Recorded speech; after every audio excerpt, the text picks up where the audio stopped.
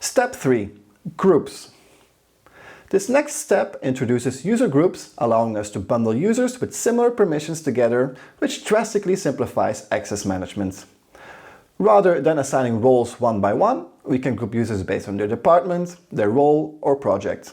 For example, an engineering team might be given view and edit permissions on technical documents, while an HR group might have restricted access to personnel records.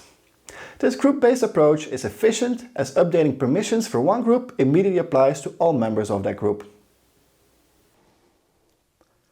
To introduce groups into our authorization model, we'll just add another type, the type group, which has one relation, a member. And a member of a group is either a user that we define, that we've assigned directly, meaning our user Anne, our user Bob, our user Peter, for example, or we can also specify all members of another group to be members of this group, which means that you have groups and subgroups.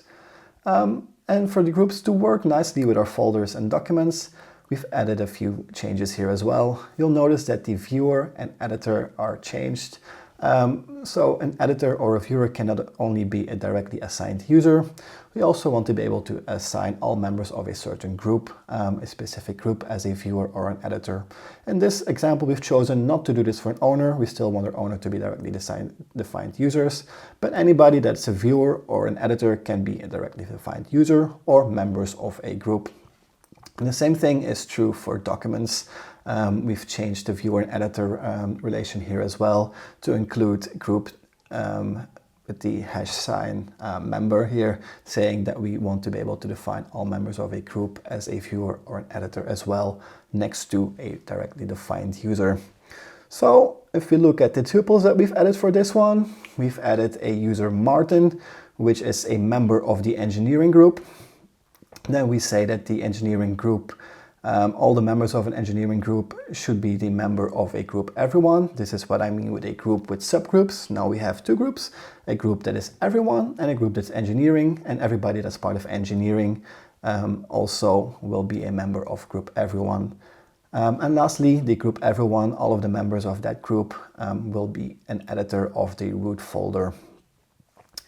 And if we add some more tests here as well, tests for groups, we'll see that the user Martin should be able to edit and view the document because we've added Martin as a member of the engineering group, which is part of the everyone group. And we've seen that the everyone group is an editor for the root folder.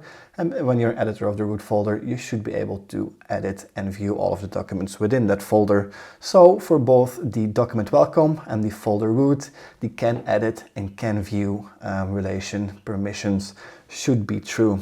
So if we run our FGA CLI again, FGA model test dash tests, step dash 3 model group FGA YAML, you'll see that we have 3 tests. We're in step 3, we've added another test, tests for groups, and we're now doing 12 checks. All of them are passing, so our model still makes sense. Our model still is working the way we expect it to. In step 4, we'll add another complexity, so stay tuned for that.